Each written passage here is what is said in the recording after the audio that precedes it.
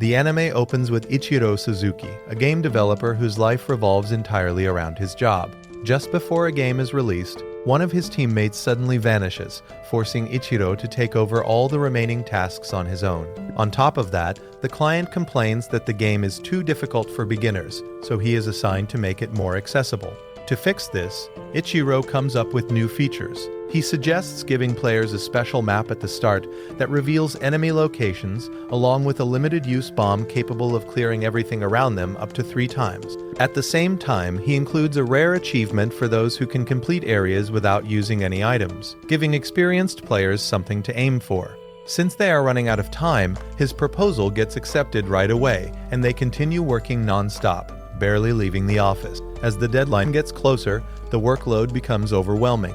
Ichiro pushes himself to the limit, staying awake for days just to finish everything. After going 30 hours without sleep, he finally gives in and decides to rest for a moment inside the office, even though there are still unfinished bugs. But as soon as he closes his eyes, something unexpected happens. He wakes up somewhere completely unfamiliar.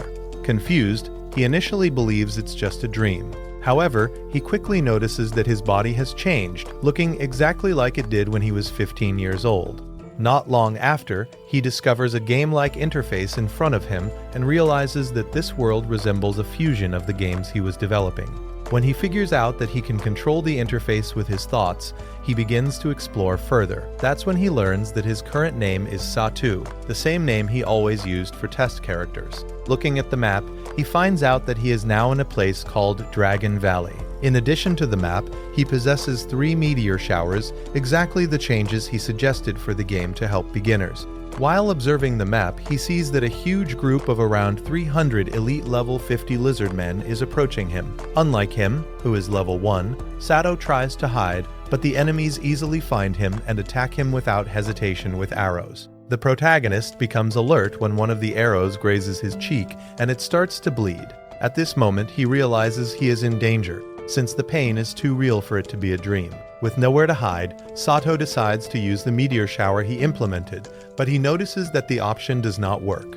In a panic, he uses the 3 meteor showers he had and hides behind a rock, not wanting to believe that he will die because of a game bug. Even so, when he least expects it, a large number of meteors fall from the sky, destroying everything in their path, including the enemies. After that event, Sato notices that there is still one enemy standing, although very weakened. This one offers the protagonist a sword to fight, and Sato knows it is his end, since there is no way he can win even if the enemy is weakened. However, seeing how painful the enemy's attacks are, the protagonist does his best to defend himself and is very surprised when he defeats the lizard man just by throwing his sword. Despite everything that happened, the protagonist still believes it is a dream, so he tries to leave the place just like he would in a game. Soon, he realizes that the menu does not allow him to save or exit the game, so he has no choice but to stay and heal his wounds. But then he realizes that he is completely healthy and no longer feels any pain at all. When checking his status, he discovers that it is because his energy increased and now he is level 310 with all his stats at maximum. He immediately understands that this drastic change is due to the meteor shower that wiped out all the high-level enemies in the area. After reviewing his log and all his skills, Sato decides to test the meteor shower. Once again, he targets the attack from a long distance to stay safe, but he quickly realizes that it is much more powerful than the first time. The meteors cause a huge explosion, so Sato immediately starts running away until he crosses a magical barrier. When he is finally safe, Sato becomes convinced that his destructive power would be worthy of a villain if he keeps using it. Therefore, he disables that ability and proceeds to check his inventory, which is full of rewards, including a bag of infinite water and more money than he can count. In addition to that, he now also possesses special weapons, such as a sacred divine sword and a magic gun. Even so, not all his abilities are unlocked, so he adds points and unlocks the ones he could use in battle in case of emergency. The next day, the protagonist follows the map and decides to go to the warrior's fortress. Even though he still believes it is a dream, Sato makes sure to enjoy his journey in that new world as much as possible. When he finally arrives at the fortress, he sees on his map that the nearest city is Saloway. On the way, he detects around 100 soldiers, and the highest level among them is 31, with an average of 7. He also notices that there is only one enemy that seems to be a wyvern, so Sato jumps to try to spot the beast, which suddenly attacks him. Despite being slammed into the ground, Sato is surprised to realize that it did not hurt. At that moment, the protagonist throws a stone at the wyvern, being shocked when the stone shoots like a projectile and pierces the creature's wing. This causes it to flee and fly in the opposite direction, straight toward the city. Sato feels responsible for sending a wyvern there, so he decides to follow it until he meets the group of soldiers he saw earlier. He immediately notices that he cannot understand anything they are saying, so he opens the game interface and activates the Shiga language, upgrading it to the maximum. The group of soldiers defends themselves from the creature, but the arrows they use cannot pierce the wyvern's tough skin. A group of mages manages to bring it down with magic, but the wyvern tries to escape, so a soldier named Sena stops it with magic. However, when she does this, she is thrown into the air, so the protagonist quickly jumps to catch her. After bringing her to a safe place, Sena thanks him, introducing herself as a military mage and servant of Count Saloway.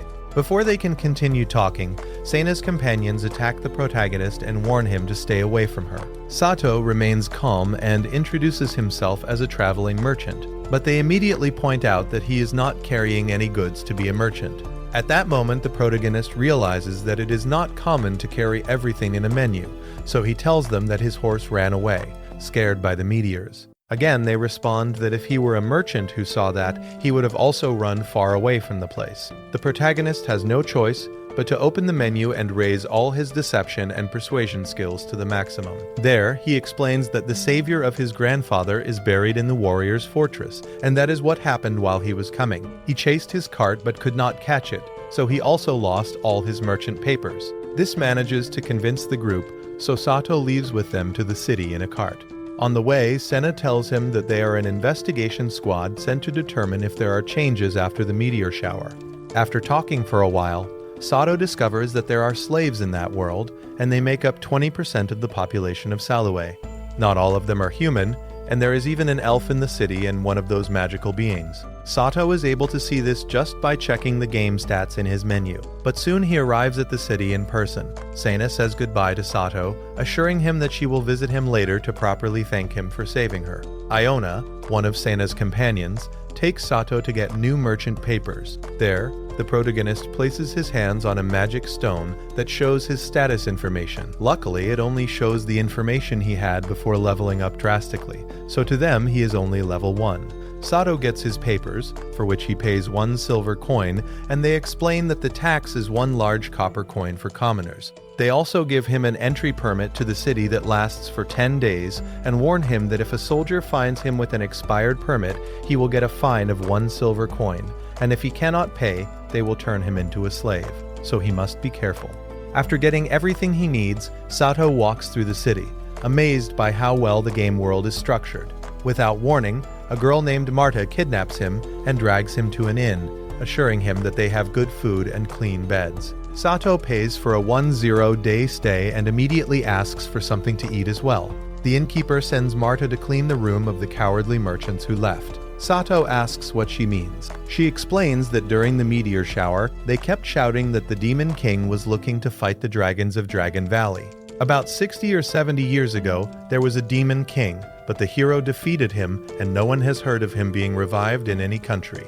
Also, if he were to attack, he would go to the city of Lento, on the other side of the country. After getting more information about that world, Sato finally eats, and then Marta takes him to the city markets. There, the protagonist sees that there are half-beast people, but they are not treated well by humans. A blonde bully pushes a half-beast girl to the ground, calls her a dirty animal, and tells her to stay away from the eastern town. The girl starts crying, and Sato calmly steps between them, using his persuasion skills to drive the blonde man away. Then he helps the girls pick up what they were carrying, and they return to the older one to continue working. Marta looks somewhat surprised because he helped the half-beasts who are constantly rejected. This is because a long time ago, hunters and farmers who came to sell in the city were killed by the half-beasts. Leaving that topic aside, they continue walking through the market, and Sato greatly improves his speaking and bargaining skills. Marta shows him dragon masks used in the Harvest Festival. The seller explains that the mask is for those who play the dragon, and the wig is for those who play the hero. For some reason, Sato ends up buying both items and shortly after returns to the inn for dinner. At the end of the day, he goes to his room to rest, thinking about how incredible and realistic the world has been so far. However, he realizes something strange, and it is the fact that nothing he has seen in that world matches the stories or games he knew. He has never created his own language and has tasted things he had never tried before, something too strange to be just a dream. It looks like a game, but he cannot log out or save, and there is also no clear way to finish the game. Sato leaves the inn, saying that there is not enough information to know that. While observing the city from above, the protagonist decides that for now, his plan will be to enjoy himself as much as possible living in that world. Returning home will be second because he can finally do something different and also learn something useful for making games. The next day, Sena finally comes to see him, saying that she is not on duty, so she wants to show him the city. The two walk around the city and try the local food. Having something like a date, Sato decides to ask Sena how she casts her spells, but the explanation he gets is quite confusing. Sena explains that she has trained her whole life to use magic and started studying it seriously 3 years ago, so she hopes to be able to fly one day. Sato responds that it would be amazing to fly with magic so they could have a date in the sky someday. Sena blushes a little, but happily tells him to count on her to make that happen. They continue walking through the city, and Sena takes him to the military facility where they can see outside the city from above. From there, he sees some towers, and she explains that they are monoliths, but if a wyvern does not attack, they can also work as batteries. Shortly after, she takes him to the Temple of Palion, where she shows him a mural of the hero fighting the Demon King. She explains that the hero is easy to recognize because he carries the sacred sword, which turns blue when it accepts him.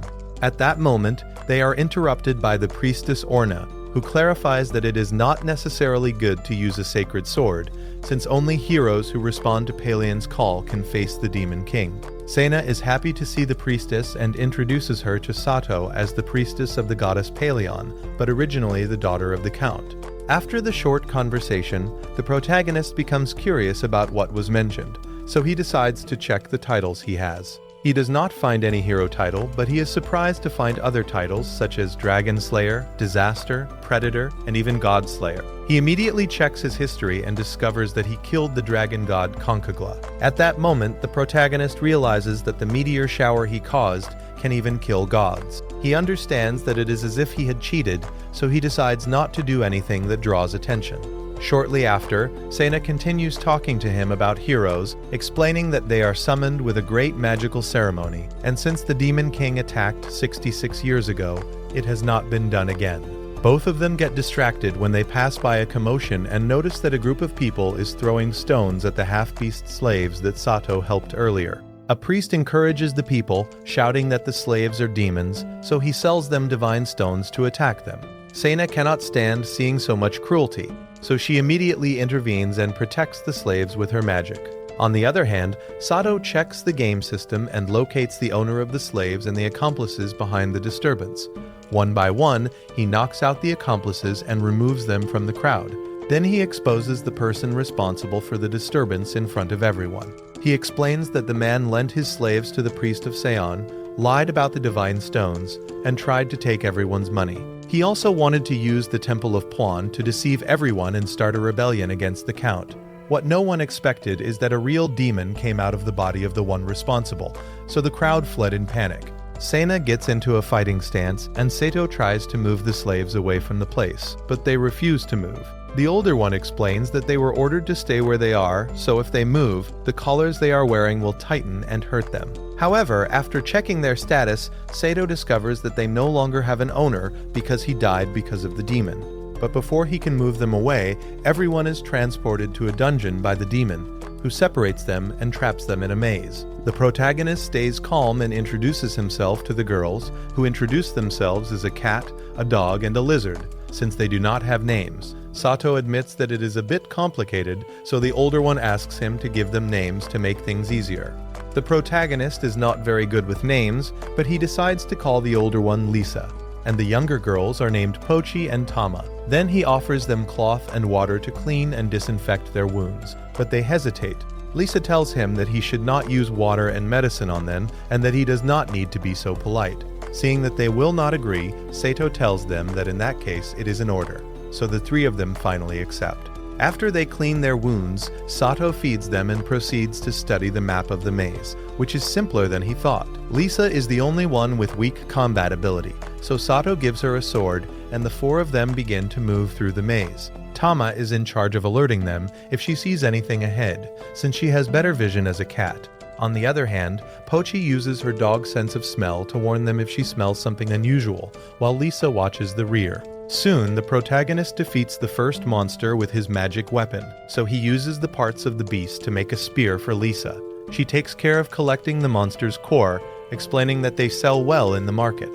Sato decides to break their chains and asks Lisa to teach Pochi and Tama how to collect cores next time. Sato realizes that while they are with him, the girls do not gain experience and do not level up. Therefore, little by little, he makes them participate more in the fights, making them help him defeat monsters. After defeating many monsters, Lisa reaches level 6 and the girls reach level 5.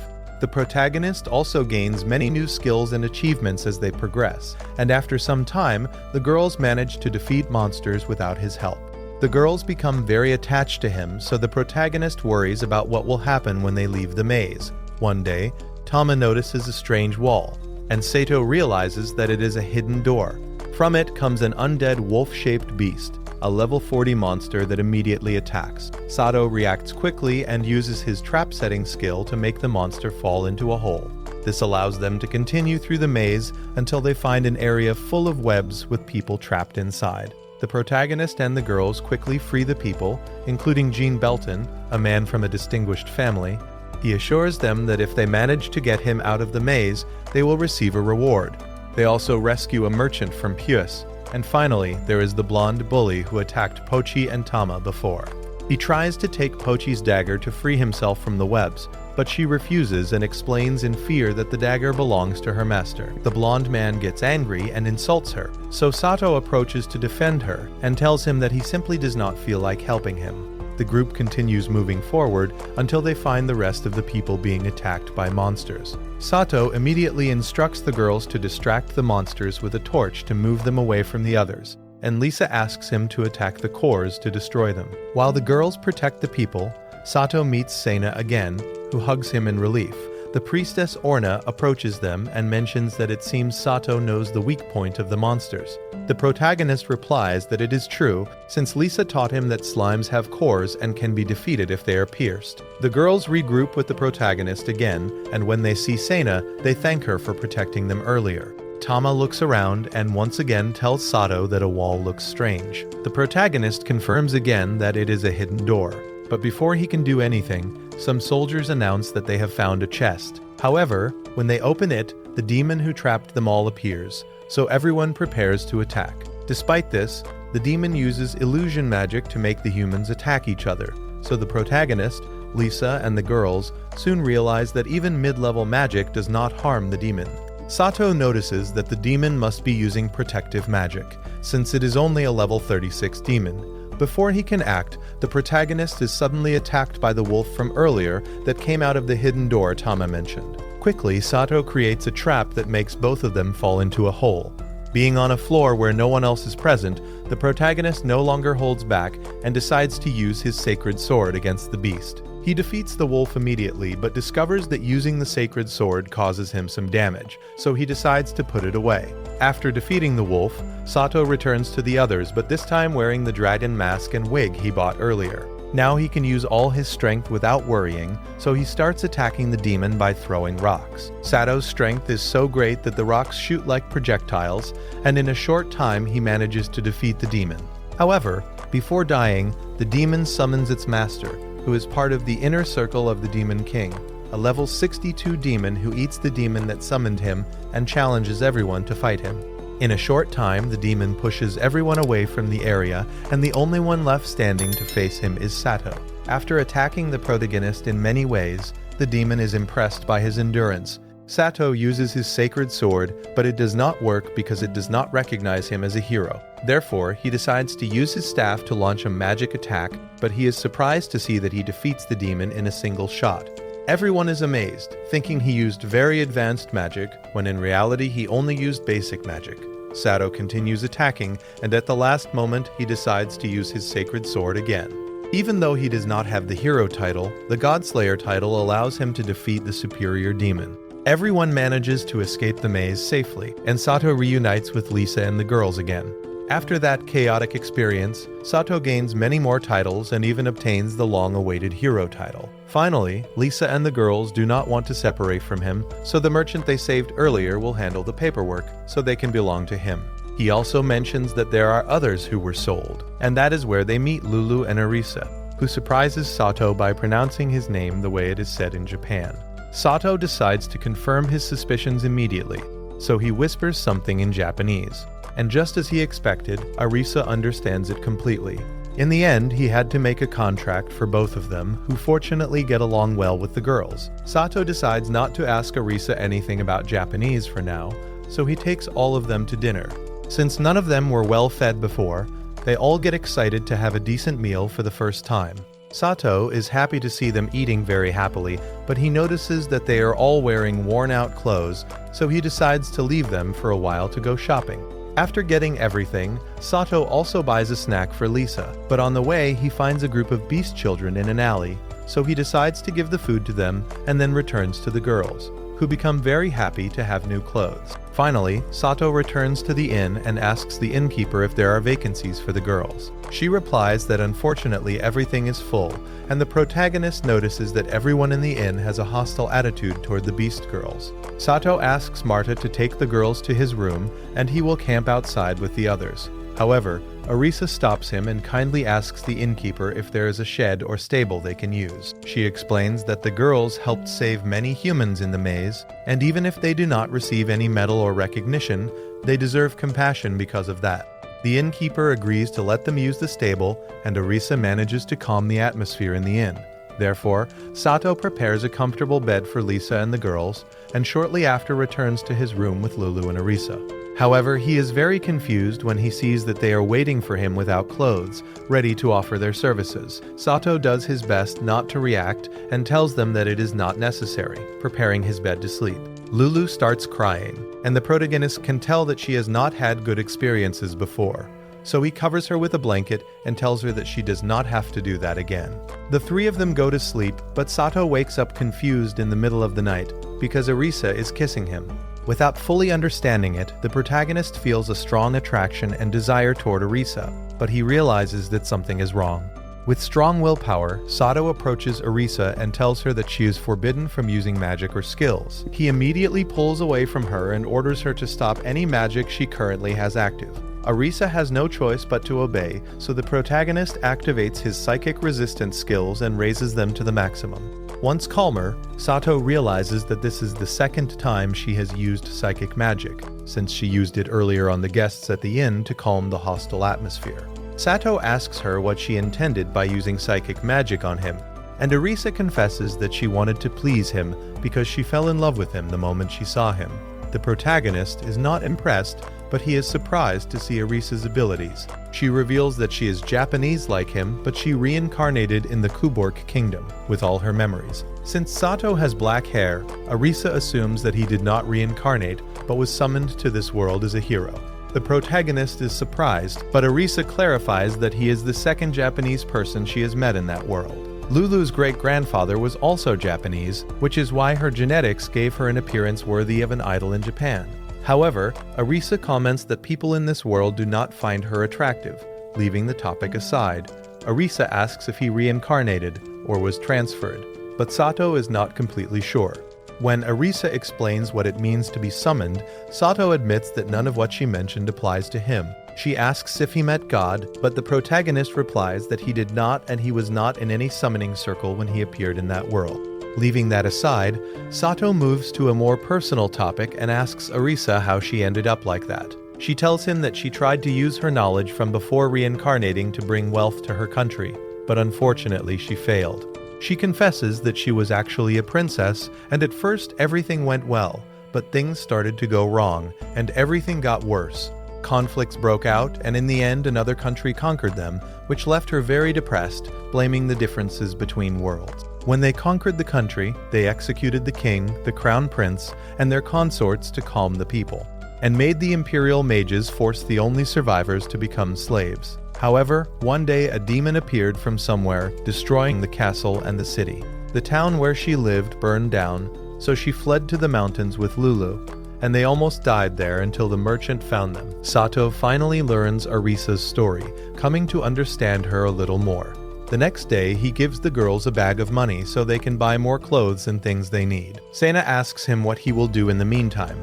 Sato replies that he will go look for temporary jobs while they search for an inn that allows demi-humans, since Lisa and the girls cannot stay in the inn's stables. Sena decides to use her day off to accompany him, so they meet Nad, who shows them different residences around the city. However, none of them convince Sato since they all seem suspicious or have a bad reputation. Nad decides that she will look for more residences in her office and will inform him in the afternoon if she finds anything. Sato then asks Sena if she wants to go somewhere, and Nad recommends visiting the flea market that opened in the plaza. They follow the suggestion and visit the market together, but there the girls and the others find the protagonist wearing new clothes. Arisa also has new clothes and has changed her hair color as a precaution, because purple hair is considered bad in the city. In the end, after buying some things, they all go together to watch a play at the open-air stage. The girls do not pay much attention to the play, but Sato focuses on the story, since it seems to be based on real events. It is about the strategy of Marquis Muno, where the protagonist, Sen, is a commoner mage who has a romance with Princess Liltiana, whose fiancé, Marquis Muno, kills Sen's entire family. Sen is later killed by one of the princess's maids. In the end, the princess takes her own life, leaving a somewhat bitter feeling in the story. However, the protagonist returns as an undead and eliminates the entire court of the Marquis. But just before he takes the Marquis's life, a paladin unexpectedly kills Sen. The personality of the Marquis changes, and he later dies from some curse he obtained because of his title. The result of the play ends up being an incomprehensible ending, but shortly after, an old woman tells Sato that the script used to be different. She explains that in the original story, the paladin killed Sen after he had taken revenge on the Marquis, but the nobles complained about that ending and suddenly changed it to what they saw, making the story confusing. In the story it is based on, Princess Liltiana was a commoner, and the Marquis only kidnapped her. Despite that, Sato returns to the girls shortly after, and Arisa talks excitedly about the play, apparently very pleased with it. Sena admits that she cried when the princess took her life after Sen's death. But Arisa replies that the princess should have used the sword to take revenge on the Marquis, because dying does nothing and everything was the Marquis's fault. Sena argues that the princess broke the promise of the arranged marriage between the two families, so that was the real cause of the tragedy. Arisa then asks if she would rather marry whoever her family chooses instead of Sato. The question catches Sena off guard, and she clarifies that she has no engagement. Arisa accuses her of joining the army to avoid getting engaged, since it guarantees 5 years of service. Even so, she warns her that she must be ready to sacrifice everything for the one she loves. Otherwise, it is not love. Sena still seems unsure about rejecting her family's will, but Arisa tells her that if she only acts like a good girl, someone will take the man she wants. This affects her deeply, so Sato intervenes and scolds Arisa, making her apologize to Sena. The argument even makes the girls start crying, so the protagonist decides to buy them food to cheer them up. Sato and Sena are alone again, so they decide to walk around the city, but suddenly they encounter Sena's companions badly injured. They explain that there was a battle with fang ants, but before finding them, they saw a group of ratmen crossing the border. A man at the front was wearing red armor, and they suspect that they were the ones who attracted the monsters. Sena heals them with her magic and says she will go treat the other injured people. Meanwhile, the girls suddenly approach the protagonist with the corpse of a flying ant, excitedly saying that they found prey. Sato checks his map and notices that a large number of these ants are approaching the city. Therefore, he instructs the girls to get their weapons and asks Arisa to take Lulu away from the area. Soon, the flying ants reach the city, but most of them cannot pass because of the city's protective barrier. Pochi and Tama take care of defending the inn, and the protagonist builds a barricade with Lisa, defeating all the monsters that approach. The city's soldiers also eliminate the monsters, but Sato realizes that some ants entered the place where Nad works, so he goes inside to deal with them and sees that Nad is hiding in the basement, but she cannot get out because the stairs are covered in acid. Before he can do anything, Nad's boss uses magic to get her out of there. So when everything finally calms down, she thanks both of them. Nad introduces her boss as Yusa Ratoya, or Yusa. Sato immediately notices that he is an elf, one of the most popular races in fantasy. Shortly after, the protagonist goes out to look for the others, but he finds Lisa and a guard who is trying to take the monster cores she collected. The guard says that the law requires selling the cores to the city, so she has to hand them over. Sato acts carefully and replies that in that case, he will make a receipt showing the number of cores and the amount paid for them, along with his name or another form of identification. The guard gets angry at this, offended that Sato thinks he is a thief, but Sato explains that merchants must be cautious, using their merchant skills and logic. Sato manages to make the guard sign a contract, making sure he will not cheat them. At the end of the day, the inn prepares a special dinner for everyone as thanks for protecting them. Sato notices that Lulu still does not feel well, so he becomes concerned and decides to go look for a pharmacy. On the way, he finds a boa feather, specifically a shadow owl feather, but he does not pay much attention to it and keeps it to give to the girls later.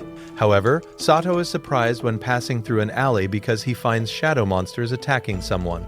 The protagonist quickly defeats them with his magic weapon and immediately runs to check on the victim. Turns out to be a rat man in red armor. He warns Sato not to resist for too long and asks him to take care of the princess. When Sato sees the girl the rat man was protecting, he quickly gives her first aid and takes both of them to Nod and Yusa's house. He explains that he brought someone who knows Yusa and shows them the girl the rat man was carrying. She turns out to be an elf as well, and Yusa immediately recognizes her as Miss Arania Bowman, or Mia.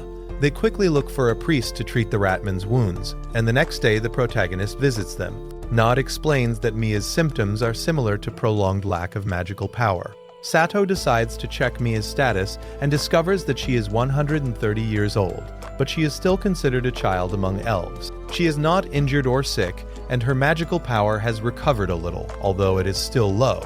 Nad comments that a mana potion should speed up her recovery, but they are quite expensive.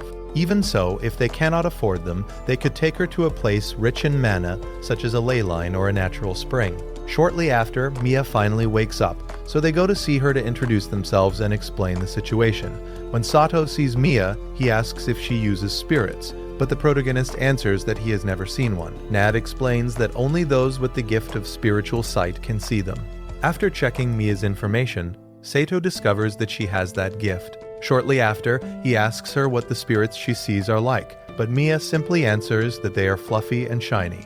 After spending the afternoon with Mia and learning more about spirits and the elven language, Sato returns to the girls and tells them about the princess. They all get excited after hearing the story, so Sato takes them to meet Mia that same afternoon. While they get to know each other, the protagonist goes with Nad to talk, and she asks if he owns a cart. Sato answers that he only had horses, but they ran away because of the meteor shower. Nad then offers him a cart, since a merchant her boss knows will retire soon and is selling one with 2 horses. Sato hesitates a little and considers rejecting the offer, since he has no experience driving a cart. However, Lulu tells him that she has driven a horse cart before, so he ends up accepting, relying on Lulu to teach him.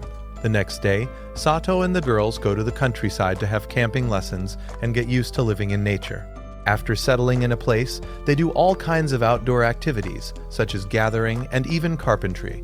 During their time at the camp, Sato receives a visit from the beast children he fed before. They give him a set of fruits and various seeds, thanking him for the food from that day. Sato accepts the seeds for the trouble, but does not let them leave empty-handed and gives them a lot of dried meat to eat.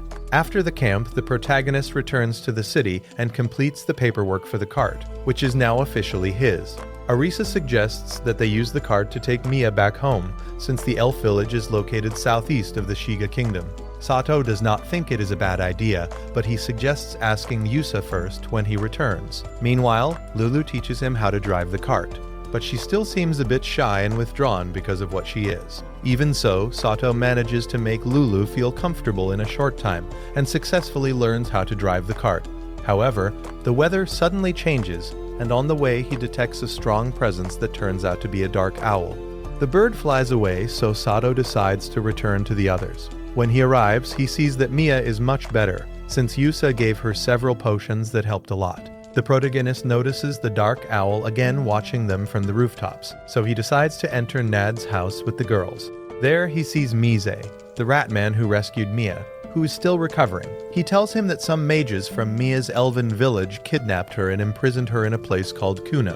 When Mia escaped, she met Mise, who saved her, and together with his companions they wanted to take her to the city of Seru, hoping to find Yusa. But the flying ants that attacked the city were sent by the mages who kidnapped Mia. Sato still does not clearly understand why Mia was kidnapped, and feels that Yusa knows something, but since he does not seem to want to talk, he decides not to ask about it. Suddenly, a commotion is heard in the house, but when they go to check, it turns out that the girls are simply scared by the storm. Sato feels relieved, but notices that Tama is staring at a fixed point, and when he looks where she is looking, he realizes that the owl from before is inside the house. With the sound of a loud thunder, the dark owl transforms into a powerful mage. He immediately uses psychic magic to disorient everyone, but Arisa manages to dispel it with her own magic, so Sato raises his resistance. After doing so, he checks the mage's information, who appears to be named Sen. Just like the hero from the play they watched earlier, Sen declares that he has come for Mia, but Sato calmly stands between them. He is warned that he has no business interfering, although Sen thinks Sato might be a descendant of a hero. This is because it is impressive that he can resist his psychic magic without problems. Sato simply tells him that he cannot allow him to take Mia against her will, but Sen responds that in that case, he will have to eliminate them. Seeing that the girls are asleep because of Sen's magic, the protagonist is free to use his strength without holding back too much. So he immediately rushes at Sen using his martial arts skill, but Sen traps him by controlling the shadows. Being quite impressed with him, Yusa and Arisa attack the mage, and that distraction is enough for Sato to escape from his grip.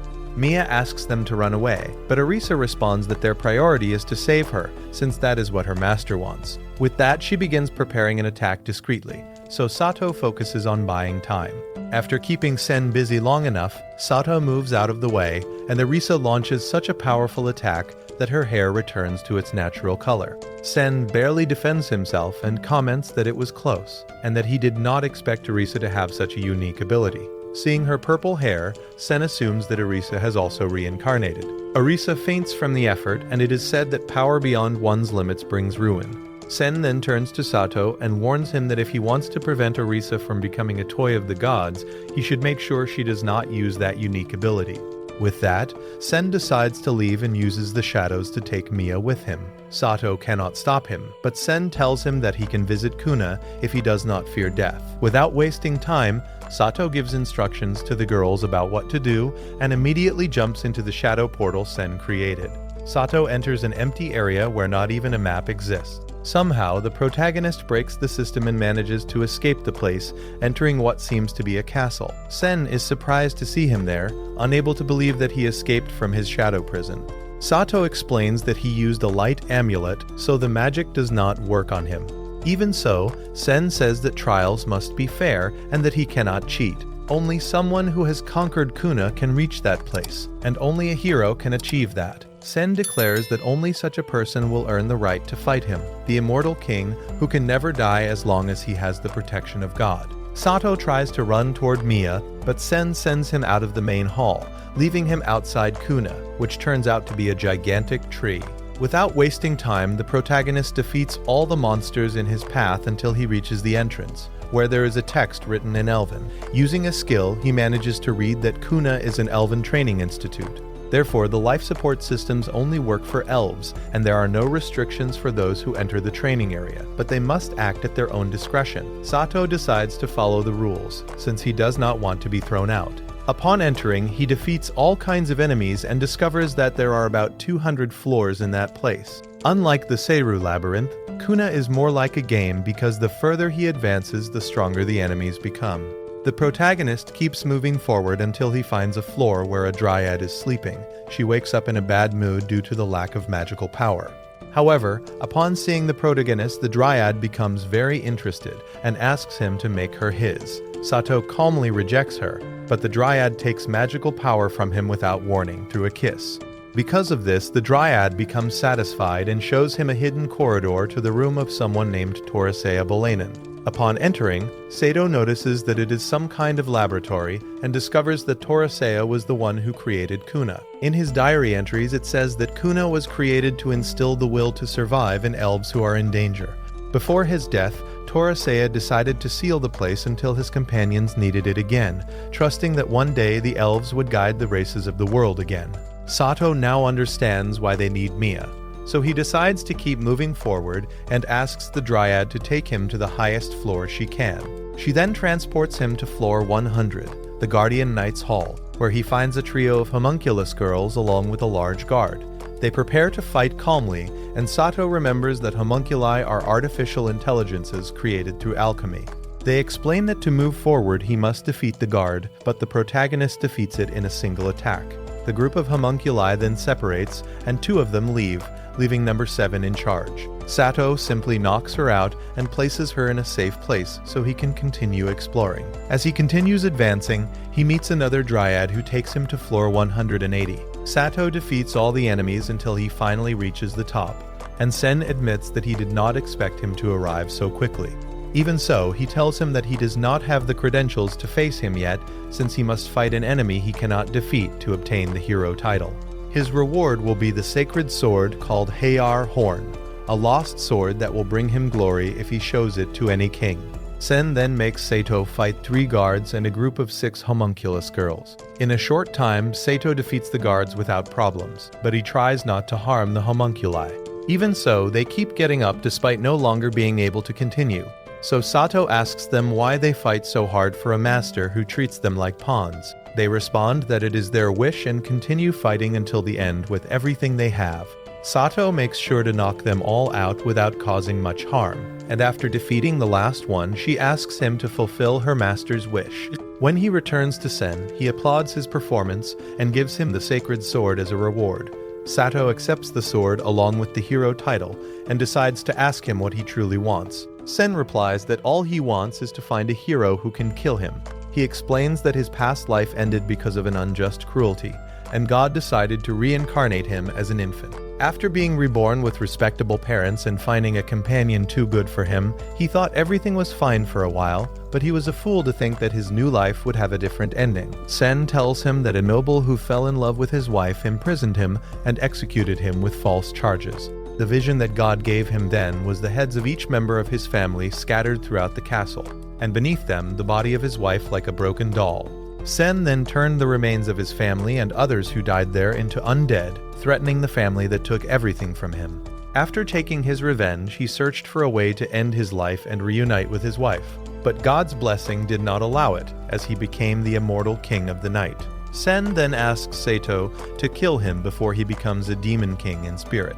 The protagonist now understands his wish after such a tragic story, so without hesitation, he uses his sacred sword, which now shines blue. As he defeats him, Sen thanks him for fulfilling his wish and finally leaves his life to reunite with his wife once more. Sato obtains the Immortal Slayer title and collects the only thing left of Sen, which is his wedding ring. Kuna then begins a self-destruct sequence, so Sato runs to rescue Mia. Using the emergency system of Kuna, the protagonist makes Mia escape along with the 6 homunculi he fought, but he is the only one who stays behind. He rushes to the room where he left homunculus number 7 to save her. Carrying her in his arms, he runs toward the Dryad's floor. The Dryad says that with magic and seeds, she can transport them to the hollow tree outside Kuna. There, the protagonist remembers the seeds that the beast children gave him before, so he offers them to the Dryad, giving her all the magical power she needs. With this, she manages to take them out of the place, so Sato starts running away before the rubble of Kuna reaches them. Using many skills, the protagonist manages to escape together with number 7, and after some time he finally reunites with the girls. They all welcome him with tears, since they were very worried since he left. Mia formally thanks him for everything he did for her, and Sato obtains the title of Friend of the Elves. On the other hand, the homunculus girls also thank him for sparing them and saving them. The protagonist tells them that he fulfilled Sen's wish and gives them the ring he left behind. Because of this, the girls kneel in front of him and swear to obey him as their new master. But before they can stay by his side, they will need some time, since they must take Sen's wedding ring to his wife's grave. Even so, number 7 stays with him, so Sato gives her the name Nana. Everyone returns together to the city, and Mia tells Yusa that she will go home, since Sato will take her. When they arrive in the city, the protagonist finally meets Sena again, who was also waiting for him very worried. Sena confesses that when she heard what happened, she only thought about going to find him, but she was just acting like a child. Sato apologizes for worrying her and tells her that he wanted to give her something before the monsters attacked the city. He gives her a pair of earrings that they saw the day they went to watch the play in the plaza, and Sena becomes very happy. Sato then decides to tell her that he accepted a job to take the elf girl back home. Sena gets nervous, thinking that he will not return, but Sato calms her, assuring her that he will come back and bring her souvenirs from the trip. They even promise to meet again, and shortly after, Sato returns to the girls, who have already finished packing. Everyone says goodbye to the group, but Sena is not there for the farewell. Even so, the group leaves shortly after, beginning their journey to the elf village. However, shortly after leaving the city, Sena chases the cart on horseback and stops them. The protagonist talks with Sena alone, and she confesses that she cannot be like the princess from the play who abandoned her family for her loved one. Therefore, she will not ask him to take her with him. But in spring, her brother will become an adult and the head of the family. After talking with him, he agreed to let her do what she wants, so when spring comes, she will join him. The group sets off again after that farewell, and Sato cannot stop thinking about Sena. After traveling for some time, they take a break to eat, and Lisa prepares snacks for the journey before they leave again. Arisa comments that she will store her snacks in her item box, explaining that it is like a video game inventory. It consumes magic to store and take out things, so it is not used often, but it is very useful. Sato decides to learn that skill and compares it to his own inventory, noticing that it is different. Even so, he decides to study it carefully later and reminds the girls to complete their tasks before leaving. Sato prepares cushions so they can travel more comfortably and also makes stuffed toys for the girls. Shortly after, they continue their long journey until they stop again, and Sato decides to stay a bit longer so the horses can rest, and also because he wants the girls to have more fun. As a game, he gives them the task of inspecting some stones in the area. Pochi, Tama, and Arisa run excitedly to explore the area, and in the meantime, Sato spends more time with Mia and the others. However, shortly after, Arisa calls him and shows him that she found a stone story, so she suspects that there is a temple nearby. Sato is very surprised and feels like he has seen them before. Suddenly, he hears the voice of a woman calling his real name and telling him not to forget, that they will always be together. The voice of another woman tells him that no matter the world or era, he will always be Ichiro. The protagonist remembers himself as a child in a temple, asking his childhood friend if reincarnation is real. She answers that it is, but reincarnating alone is not enough. Sato suddenly remembers that that temple was near his grandfather's house. That girl with unusual hair told him that the lives of humans and gods are different. To be together, divine intervention is needed. At that moment, the protagonist remembers someone performing the Kagura dance, a dance dedicated to a deity who fell in love with a human. Before he can understand more, Arisa wakes him from his trance, saying that he cannot fall asleep in a place like that. After thinking about it, Sato says that it looks like a broken travel gate, a portal used for transportation. Arisa is surprised and asks if he can fix it, but Sato replies that it is impossible and decides to return to the others. After such a busy day of hunting, they become hungry. So Arisa offers them the food she stored in her item box, but complains that it does not keep things warm. The journey continues, and for days Sato spends his time studying magic from a book he obtained after defeating Sen. Throughout the trip, Sato studies spell formulas, but he gets distracted when he sees on the map that a cart of ratmen is approaching. He immediately stops the cart to see them, and Mia becomes very happy to meet them again, since they are apparently friends of Mies and acted as a distraction so Mia could escape from Kuna. After the emotional reunion, the ratmen move ahead to do something, promising that they will meet again later. Therefore, Sato and the others decide to camp and hunt something for dinner. Mia helps the protagonist with the new spells he created, and they turn out to be a success. Even while everyone is sleeping, Sato continues studying magic to create more spells. He also decides to compare his inventory with the item box that Arisa mentioned, testing by storing different things. Even so, the item box turns out to be inferior to his inventory, but he realizes that the objects stored in the item box change over time, while the objects stored in his inventory keep the state they were in when stored and do not change over time. The next day, the group continues their journey until they meet the Ratmen again. While they are all together, they decide to visit a grave that the Ratmen made in honor of those who lost their lives protecting Mia. Mia approaches the grave and thanks everyone for the help they gave her. Then she recites a sacred ritual so that those who are no longer there can rest in peace. Shortly after, Mies approaches the protagonist and gives him a bell, explaining that it was created by elves. Since he has earned Mia's trust, Mies admits that he is worthy enough to have it. The Ratmen say goodbye to the group shortly after, so the group continues their journey until they reach the next city.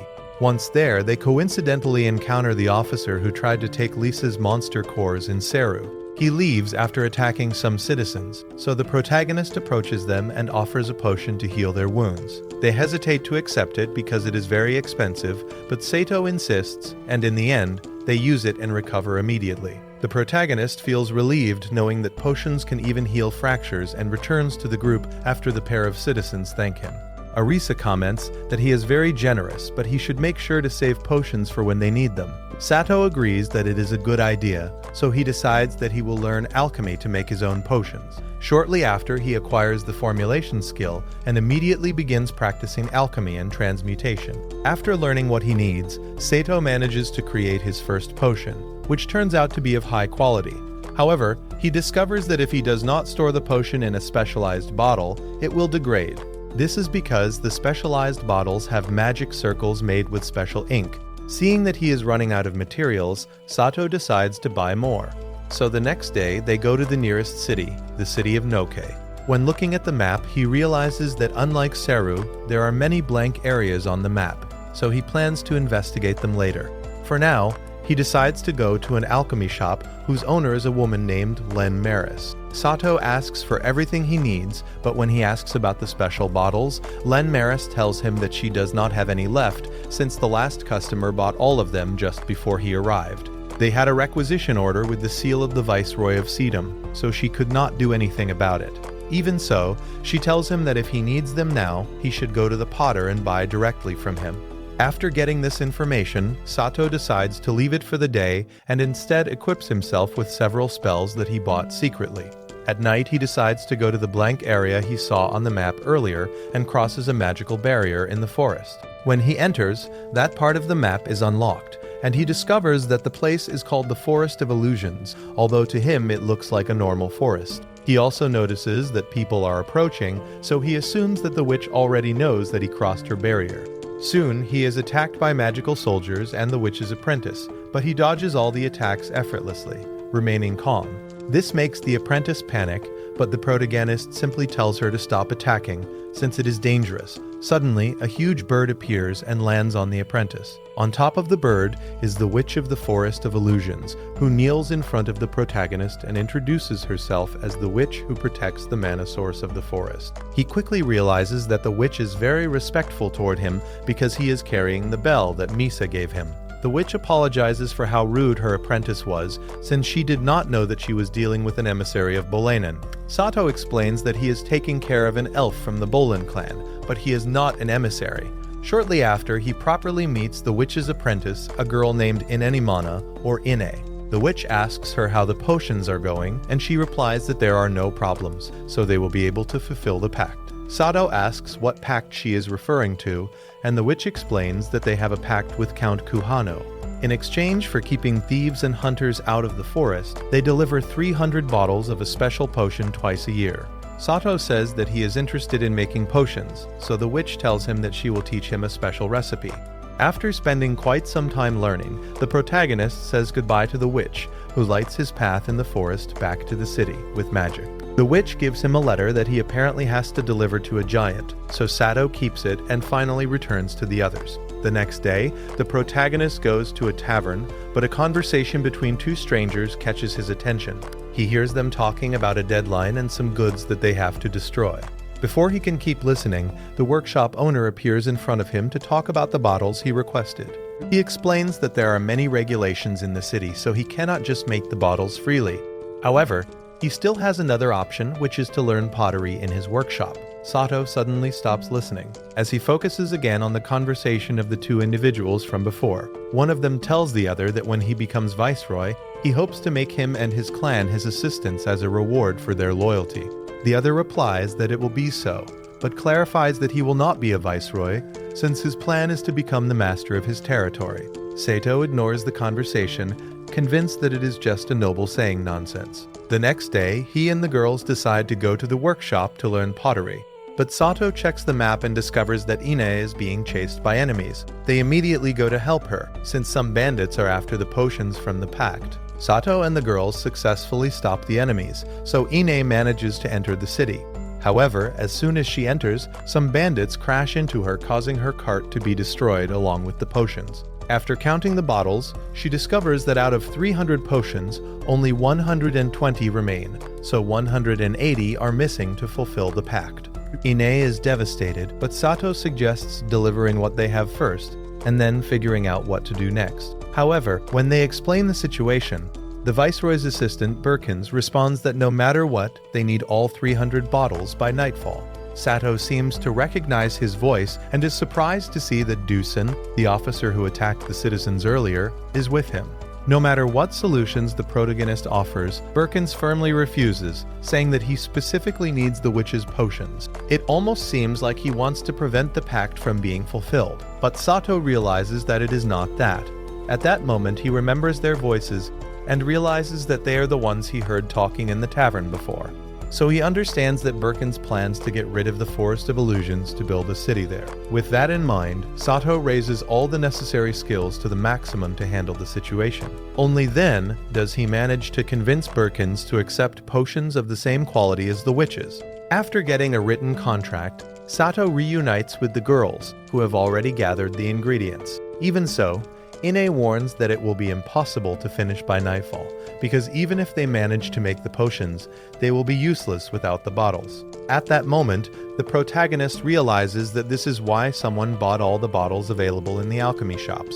Even so, Sato does not give up, so he goes to the workshop and asks the owner to lend him the furnaces. The owner thinks about it for a moment, but in the end agrees to help them, even if he believes it is an impossible task. The protagonist and the girls immediately get to work and begin making the bottles, while Arisa and Mia take care of the potions. In a short time, they manage to produce many bottles, but the problem comes during drying, since bottles usually take 5 days to dry before they can be baked. Even so, with all the knowledge he has gained, Sato creates a spell to dry the bottles instantly. Everyone works hard, and by sunset, all the bottles are in the furnace and ready. They just need to cool down to be finished. However, Dusen suddenly appears with his men and accuses them of making bottles without permission. Because of this, they completely destroy the furnace, breaking everything inside and leaving the girls devastated. Even so, shortly after, it is revealed that what they destroyed was only a decoy that Sato prepared. Before they destroyed the furnace, he had already stored the bottles in his inventory. From there, he moved them to his item box to regulate their temperature, and in the end, all the bottles were obtained intact. At the end of the day, Sato appears before Birkins so that he can sign and seal the delivery receipt. However, he refuses to sign it. So suddenly Count Kuhado himself appears, declaring that he will sign it instead. Then, the Witch of the Forest of Illusions also arrives at the place, since Sato used Ine's familiar to communicate with her and tell her the situation. The Count tells Birkins that he has already been informed about all his wrongdoings and realized that giving him his position was a mistake. He tells him that he is not worthy of being an assistant to the Viceroy, so he will no longer have the rights of perpetual nobility in his territory. At that moment, Birkins launches an attack, but it is useless since it is impossible to harm the Count in his own territory. The Count then tells him that he will pay for his betrayal with his life, but before he can attack him, the protagonist knocks out Birkins and Dusen with great agility. The Count is confused and asks why he interfered, but Sato simply replies that it is because there are children present. When everything is resolved, the group prepares to leave, but Ine and the witch thank him for everything. As a sign of gratitude, they give him a magic lantern, and Sato obtains the title of Friend of the Witches. Sato and the girls finally continue their journey, planning to pass through the barony of Muno. Senna receives a letter from the protagonist and gets so excited that she tells her friends before even reading it. In the letter, Sato tells her that they have traveled through the Kuhanu County west of Seru, and that their first journey was more difficult than he expected. Even so, they have already gotten used to sleeping outside and have a lot of fun despite everything, so he is enjoying his new world to the fullest. One night, Sato reads a book to the girls that tells the story of 7 deities who descended from the heavens. Over time, they became 9 deities. the 8th being the dragon god, who actually existed before the other 7 but was asleep. The 9th was a demon god who came from another world, but being very selfish, he created demons to worship him. These tormented the other races, so humans asked the young goddess to give them power to face them. The young goddess discussed the matter with the dragon god, who taught her the spell to summon heroes, the magic of hope. The girls are pleased with the story, so Sato closes the book knowing that they still have a long journey ahead. Meanwhile, Sena waits for him in Seru with the hope of seeing him again someday.